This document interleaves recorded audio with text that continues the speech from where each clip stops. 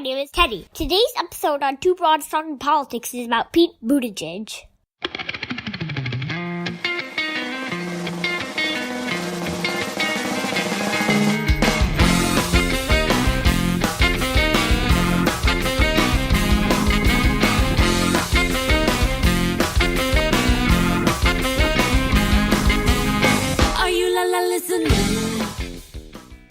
Hey everyone, this is Kelly with Two Broads Talking Politics. We are doing our second episode in our series that we're calling our Democratic Presidential Candidate Book Club. So Sophie is not available today, but I am joined by journalist Kaz Weida. Hi, Kaz. Hello. And by writer and actress Elizabeth Thorp. Hi, how are you? Great. So today we are going to discuss the book by Pete Buttigieg. I decided I cannot figure out how to make that name possessive, so I'm going to just either say Mayor Pete's book or the book by Pete Buttigieg called Shortest Way Home. We previously discussed Kamala Harris's book, and in 3 weeks we'll be talking about Elizabeth Warren's book. So we're sort of moving through the candidates. But today is Pete Buttigieg, Shortest Way Home. So let's start with just sort of a general question. Did you guys like the book? This is Elizabeth. I really liked the book.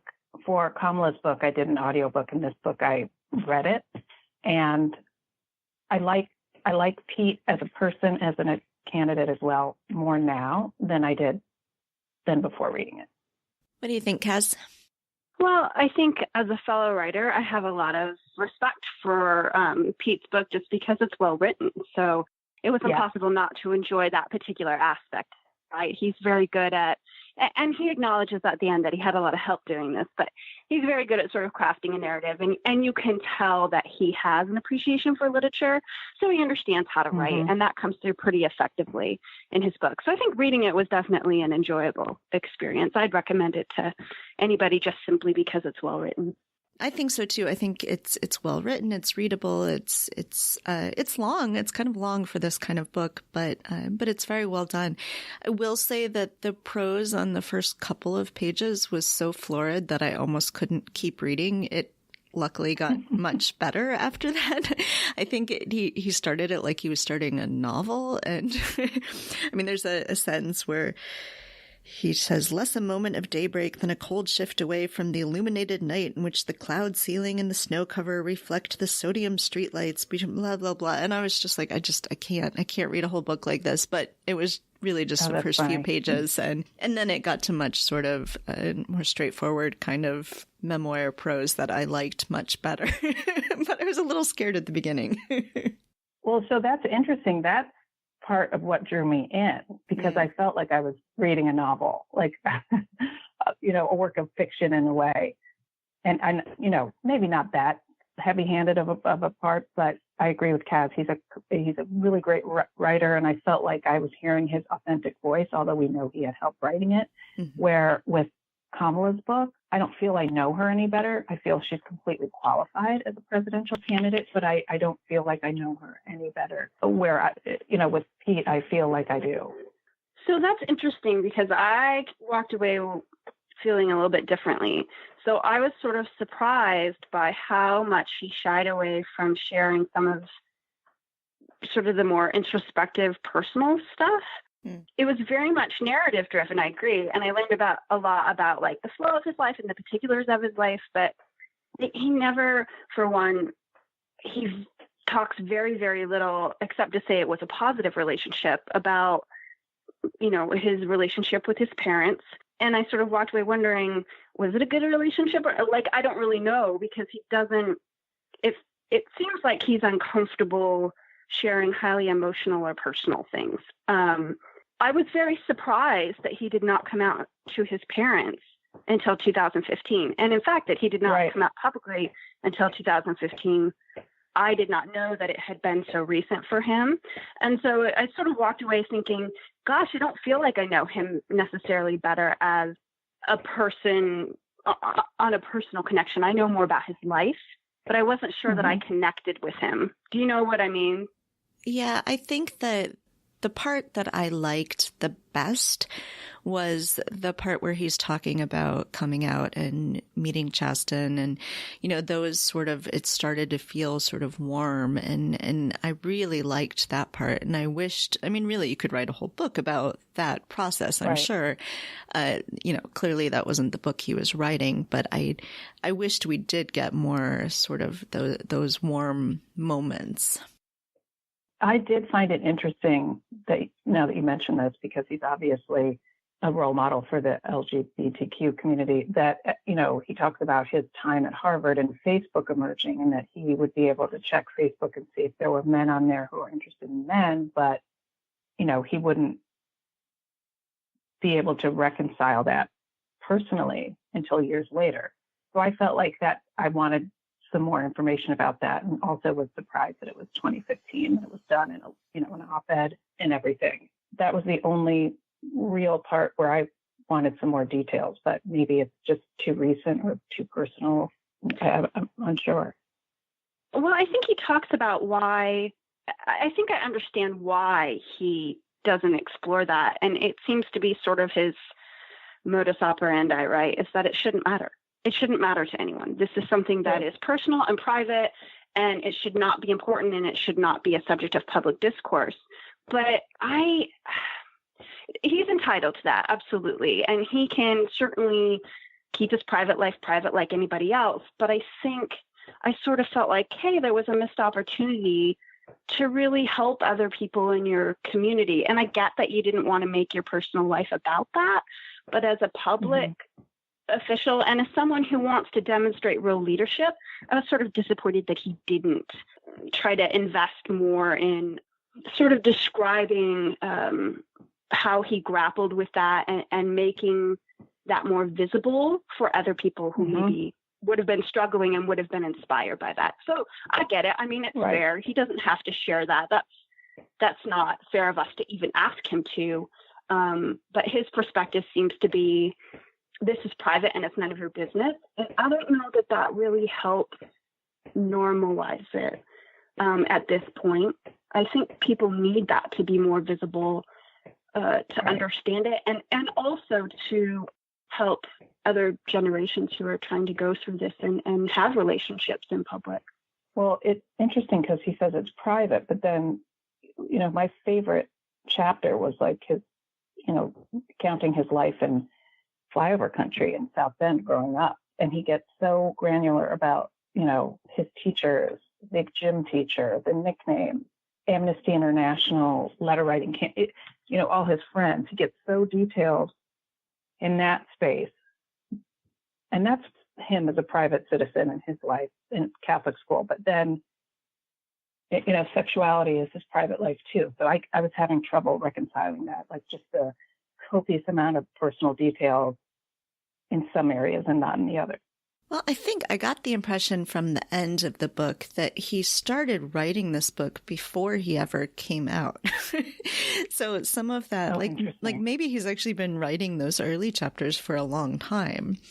And then, you know, there was a little more urgency to the book coming out when he was deciding to run for president. And, you know, he had, I think he says, maybe it was even in the acknowledgments, he says, like, that he was like writing it even before they met, and, you know, that part of it sort of was then had to be added. But I mean, I could be sort of maybe misremembering that a little bit, but that was the impression I got at least. And, you know, I think that there may be something to that. Like before he even ran for mayor, you know, he's an introspective guy. He may have been thinking a lot about his upbringing and deciding to come back to South Bend and running for mayor and all of that, a lot about what his early formative time, you know, meant for him as growing as a person, as a leader. And so I feel like that part is more fleshed out because he's probably been thinking about it for a really long time. Mm-hmm.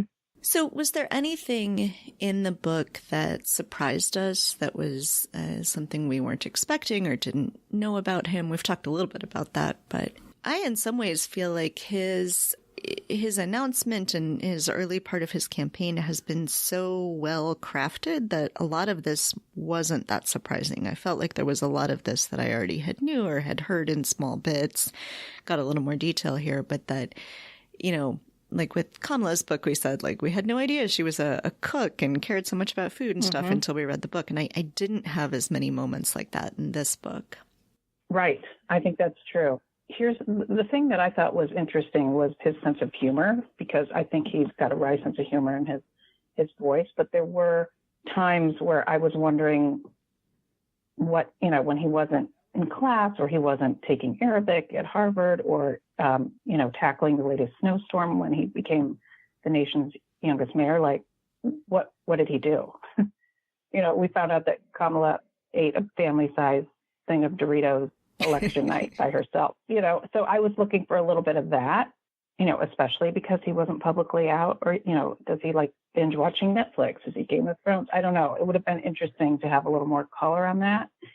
And also, I hadn't thought of it, Kaz, but your point on knowing more about the parents and his relationship there, I felt like I got a little taste when he was absorbing all the, the professor talk around dinner tables, and then there wasn't much more there.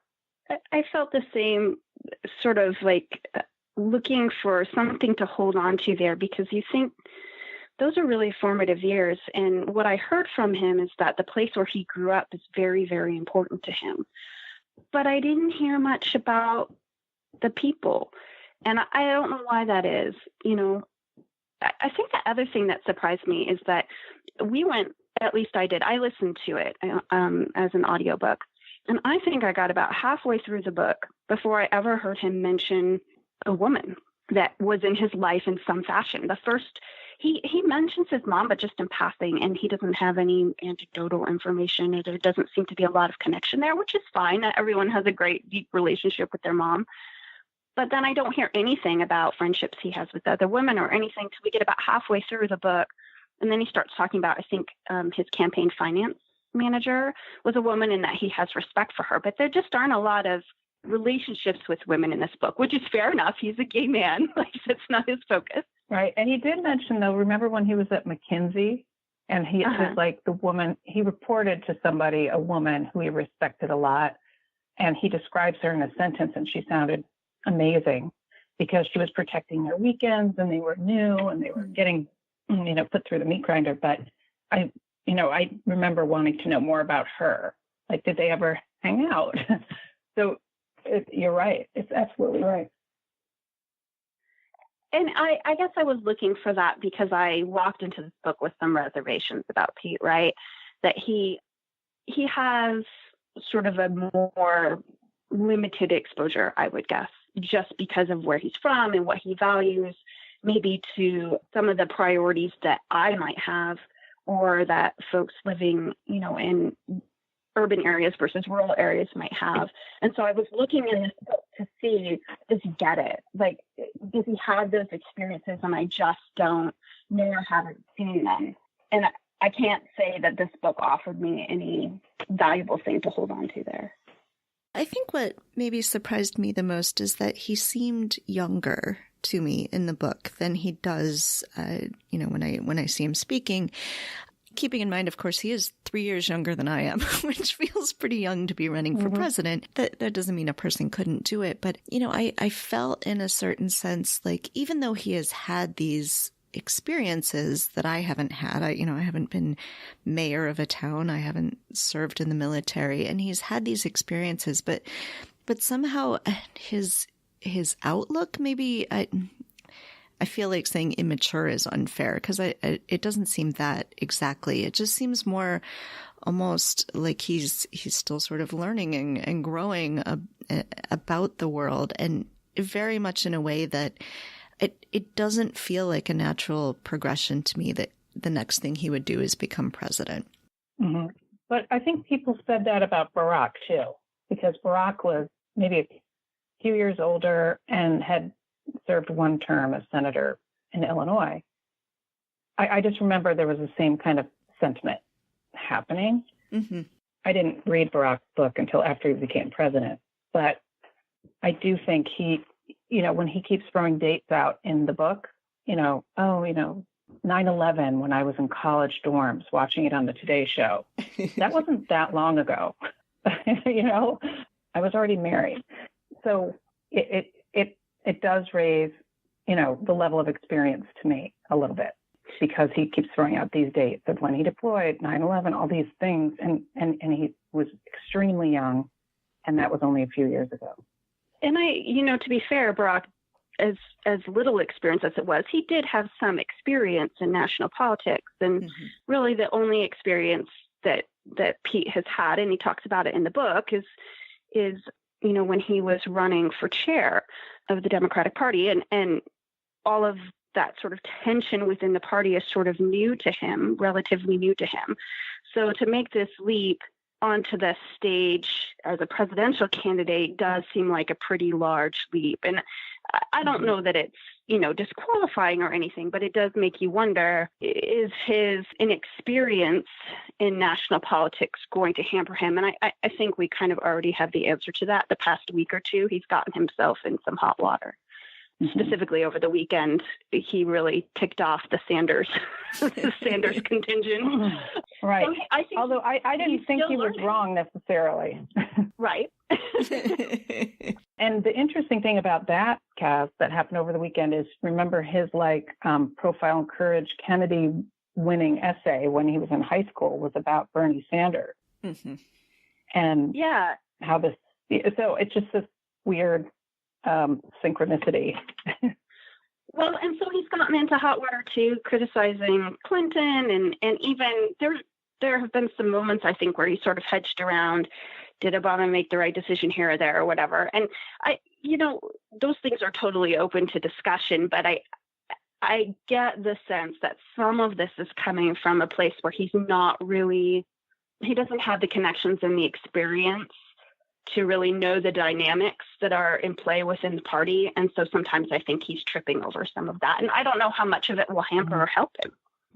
But I think it's fair to say his inexperience, you can see it in the past couple of weeks with some of those dynamics.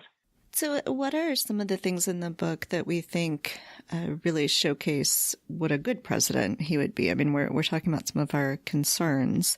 I mean, I think, I really do like some of the ways he talks about, although South Bend is a much smaller place than the U.S., talks about sort of looking at policy from the perspective of a consultant, an analyst, right? Like taking all this sort of big data, all this information you have, and talking to people on the ground and sort of figuring out what works and how do we implement it, and being able to say, this isn't working. Let's try something different. So I think that was a piece that I really liked. I mean, I don't know how well it scales up to being president, whether being president or being something else on the cabinet might be a better fit. But I do like his ability to sort of figure out how policy works with real people. To piggyback off of that, his description of using data and being really data driven, there's two sides to this, obviously, but he talks about the advantages and disadvantages of that really well. And I did like that I think he recognizes that, as he's got a background with McKinsey, and as an economist, he's comfortable using numbers and using data and really letting that drive policy. But he also recognizes that it does have limitations, and that there are times when he can't use it entirely as the basis for his decisions, because there are instances where it's not appropriate and the right thing to do is not what the data tells you to do. So I like that he recognized that, obviously, and understood that we can use data more effectively than we do to craft policy. I liked Kaz, the data discussion, because it made me kind of breathe a sigh of relief that here is a presidential candidate that understands and recognizes facts, because facts matter, data matters. I think reading this book, Pete is absolutely, it's not a classic trajectory to political power, but he's absolutely a good candidate for president, whether it's now, in 4 or 8 years. I mean, he was the nation's youngest mayor. He's a Rhodes Scholar, served in Afghanistan, speaks Arabic. He speaks Italian and French apparently too. He understands flyover country. It's like the complete polar opposite of Trump and Mnuchin and Betsy DeVos and all of those, oligarchs that are in the Trump cabinet right now. And I love that he's an intellectual. I think that's a fantastic change of pace. I welcome that, absolutely. What a novel idea to have like an intellectual or intelligent president. Like we're so desperate that we're excited by that. He reads books. Great. I don't care what kind of books they are. I just love that he reads them. Right. He speaks English correctly and knows what a proper noun is. It's amazing. That's a pretty low bar, guys. I know. When he actually made the statement after Notre Dame, the fire, and he made the statement in French, I was like, whoa, that is, you get extra points for that. That's bonus points, man. That was very impressive. I think he won some people over with that. So. Yeah. And then if you Google him, you can find other, he speaks a little bit of Malta from his father. He speaks, Arabic, but I think he also speaks Italian. So I think one of the things that teaches us, and there's another anecdote that does, is just what an incredibly hard worker he is.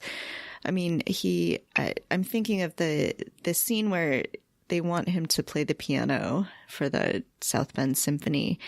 And he practices every day for 6 months. And he's like, even if I'm on the road, I'm going to find a piano somewhere and I'm going to practice and practice and practice. And, the same thing when he's deployed and he goes up at midnight up to the roof to Skype into meetings back home on the city council, or with his staff in South Bend so that he can be working on that. And, it is refreshing for one to see, again, a potential president who could be a hard worker. But I think it's great. I mean, I do wonder how much of that is because so much of his life that we're seeing, until the past 4 years, he didn't apparently even really date or have a partner. He doesn't have any kids, and so he can be that sort of driven and hardworking. But I also do really respect that. And that's clearly something that a president should be doing. Right. And not playing golf at one of your many exclusive golf clubs. Right. It made me kind of wonder too, though. So in one part of the book, he talks about how the part of the job that he likes least is all the figurehead ceremonial duties. And I was like, man, Pete, the presidency is a lot of that sometimes. And I don't know. I understand that he has gotten more comfortable with those sorts of duties. And he even said, because I'm the mayor, I get that sometimes it's just about showing up, that it doesn't even matter what I say. I just need to be there and that it's important. But I get the sense that that's the part of the job that he least likes and is least comfortable with. And there is a good bit of that in the presidency. You are the leader. You are the figurehead. You are the person who has to be the face of a lot of stuff that maybe doesn't necessarily have substance behind it and policy behind it. And I don't know how much he's going to love that. Yeah.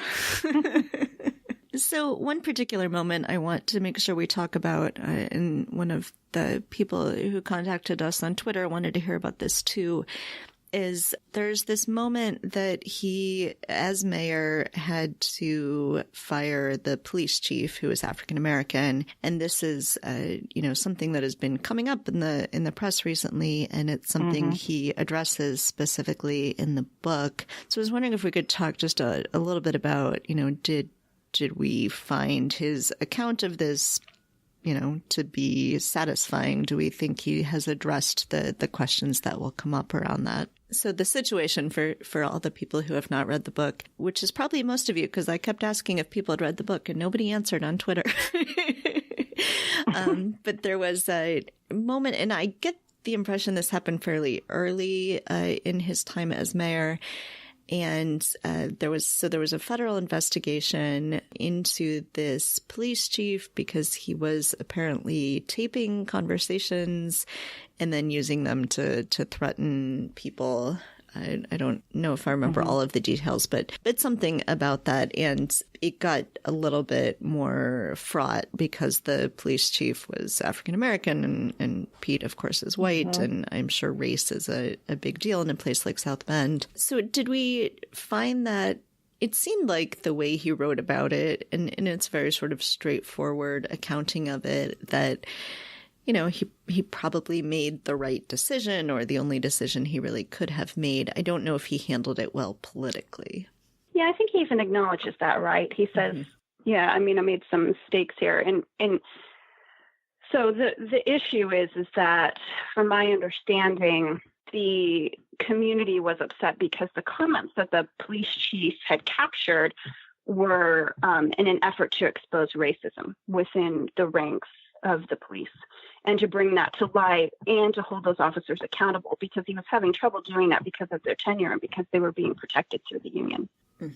So his efforts to do that, especially as an African-American police chief, to then have him have to face charges through the FBI, and then to have Pete, sort of sideline him and force him into resignation, did not play well with that community, understandably, right? And I think Pete acknowledges that he did not, and I did find this believable, he didn't know what was in the calls, at least initially when he first made that decision. And as you said, this felt like the only decision he could make to save the police chief from charges and from an investigation. He was given an ultimatum by the FBI. That did sound believable to me. I couldn't think of anything else he could have done. I'm just not sure the execution was as smooth as it could have been. Yeah. And I think so. This transitions me into the one thing that I really, really struggle with Mayor Pete, and that reading this book definitely reinforced. He does not seem very aware of the way that racism works in communities of color, and he doesn't even seem to be able or comfortable with articulating those struggles in any way.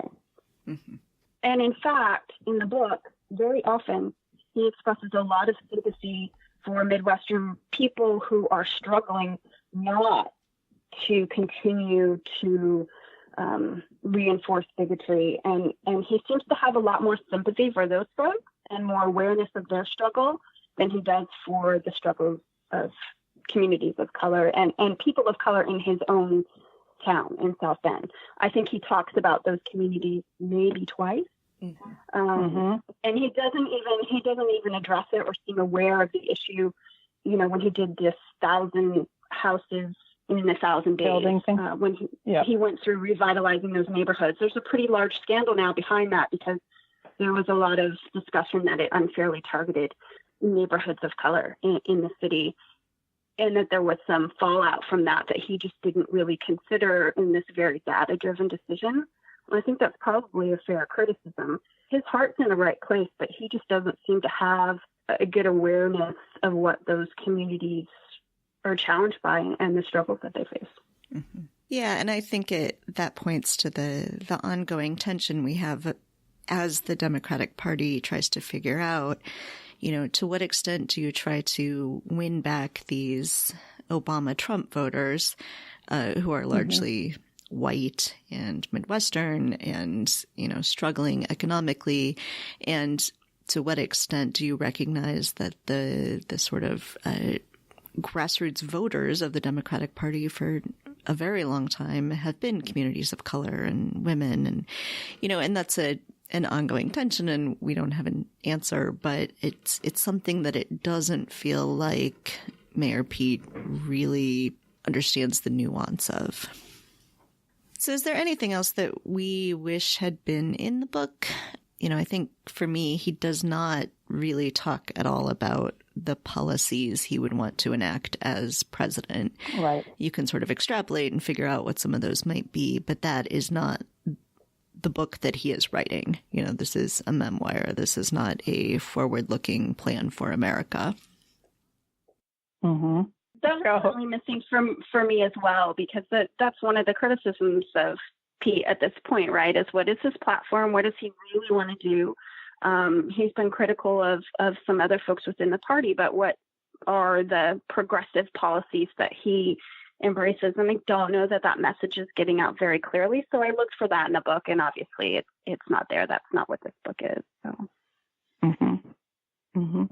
I too wanted a little more meat, like about his platform, but I don't think, to your point earlier, that this book was written like Kamala's, like a, as an entree into announcing their candidacy. I think it was just, he was writing a book because he has an interesting story to tell. But I was thinking about, here's a guy who literally is the mayor of a medium-sized town in Indiana. And the frustration towards Washington is so caustic and ubiquitous right now, and towards Trump as well, that, here's a mayor who's really young, who is now a viable candidate for president. That's never happened before. I mean, I don't think Democrats had ever considered that. And maybe this is kind of, with the millennial generation, going to be kind of a new trajectory to political power. But in many ways, I was hopeful because he is such a great candidate, obviously light years better than what we have right now. But it's clearly indicative of the frustration of our political system, in my opinion. Yeah. Yeah. I mean, I think my sort of main takeaway from the book is I would love to see him go on and do more things. I don't yet see him as being ready to be president, but VP, governor, somewhere in the cabinet, I can easily see those things. And I'd like to see him take that energy and ambition and hard work that he has and apply it to a place where he could do a lot of good.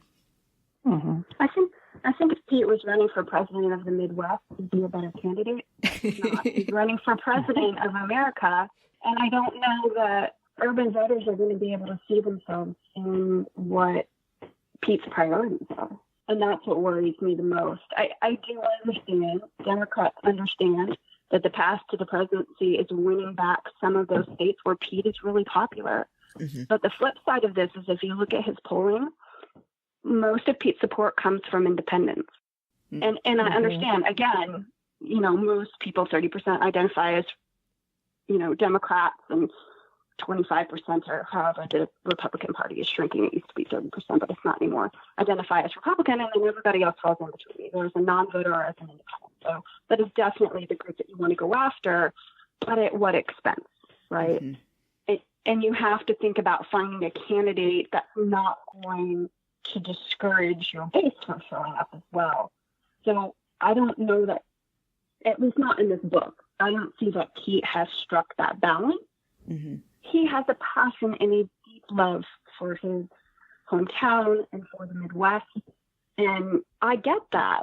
I don't see the passion and the love for the country as a whole, though. And he very often pivots to sort of demonize coastal elites and criticize all of that. And I don't know how much of that is just framing to try to get buy-in from Midwesterners, but he's still pitting people against each other when he does that.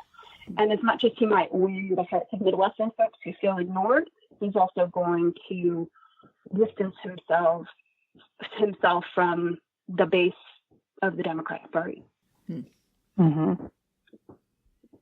Yep, that's absolutely right. And, would also like to know what he thinks on climate change, economic change, defense issues, China, Russia. There are so many, I want like a volume 2 of the book. Since it's also not on his website yet, there is no issues page of his website. You know what? I checked that on Friday and was surprised. Yeah, presumably he'll get there, but I think it sounds like we're all sort of landing in the same place, that we want to see great things from him. We're just not sure that president is the next logical step. But again, like really, really well written. Almost maybe too flowery because I was kind of sucked in, like a young adult fiction or something.